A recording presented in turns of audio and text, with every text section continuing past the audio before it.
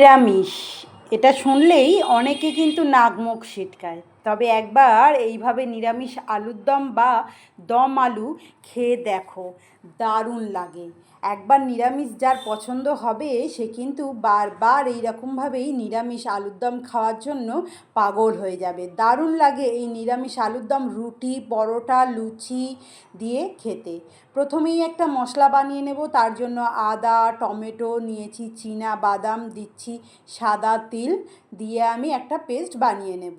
এরপর কড়ায় ভালো করে তেল গরম করে নিয়ে আমি সেদ্ধ করে রাখা আলু, আগে থেকেই নুন আর হলুদ দিয়ে আলু সেদ্ধ করে রেখেছি, সেই আলুগুলোকেই আমি ছাঁকা তেলে একটু লালচে করে ভেজে নেব।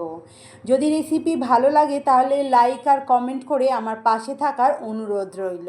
যদি আপনি ইউটিউব থেকে দেখেন তাহলে সাবস্ক্রাইব করে নেবেন, যাতে সর্বপ্রথম আমি আপনার কাছে পৌঁছাতে পারি। যদি ফেসবুক থেকে দেখেন তাহলে ফলো করে নেবেন, যাতে সর্বপ্রথম আমি আপনার ভালোবাসা পেতে পারি। সমস্ত ভাজা হয়ে গেছে আলু, দিয়েছি ফোড়নে আমি শুকনো লঙ্কা, তেজপাতা, জিরে, গোটা গরম মশলা, আর দিয়ে দিচ্ছি পেস্ট করে রাখা মশলাটাকে। পেস্ট করে রাখা মশলাটাকে খুব ভালো করে একটু কষিয়ে নিতে হবে। ততক্ষণ কষাবো যতক্ষণ না খুব ভালো একটা কালার এসে যাচ্ছে। ভালো করে আমি হাই ফ্লেমেতে কষিয়ে নিলাম। তেল ছেড়ে গেছে। এরপর আমি দিয়ে দিচ্ছি স্বাদ অনুসারে নুন, দিচ্ছি হলুদ, দিচ্ছি ঝাল লঙ্কার গুঁড়ো, দিচ্ছি জিরে গুঁড়ো, দিচ্ছি ধনে গুঁড়ো, দিয়ে আবারও মশলাটাকে খুব ভালো করে কষিয়ে নেব। ততক্ষণ কষাবো যতক্ষণ না এর রং চেঞ্জ হয়ে যাচ্ছে আর খুব ভালোভাবে তেল ছেড়ে যাচ্ছে। মশলা কষানোর খানিকক্ষণ পর আমি দিয়ে দিচ্ছি টমেটো কুচি আর দিচ্ছি মটরশুঁটি, দিচ্ছি সামান্য একটু জল, যে জলটা আমরা আলু সেদ্ধ করেছিলাম সেই জল দিয়ে আমি মশলাটাকে খুব ভালো করে কষিয়ে নিচ্ছি। বেশ ভালো করে এখানে কষিয়ে নিতে হবে মশলাটাকে।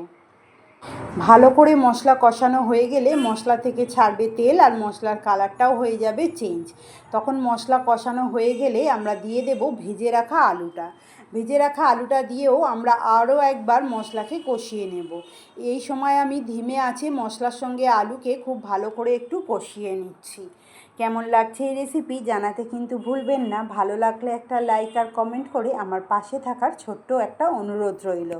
এরপর আলুটাকে 2 থেকে 3 মিনিট কষানোর পর আলু সেদ্ধর যে জলটা ছিল সেই জলটা দিয়ে বেশ ভালো করে নাড়াচাড়া করে এটাকে ফোটার জন্য ছেড়ে দিলাম। ভালো করে ফুটে গেলে আলুর মধ্যেও যাবে মশলাটা, খেতে হবে বেশ দারুণ। বেশ ভালো করে ফুটে গেলে তার উপর থেকে দিয়ে দেব আমরা একটুখানি কাজু কিশমিশ।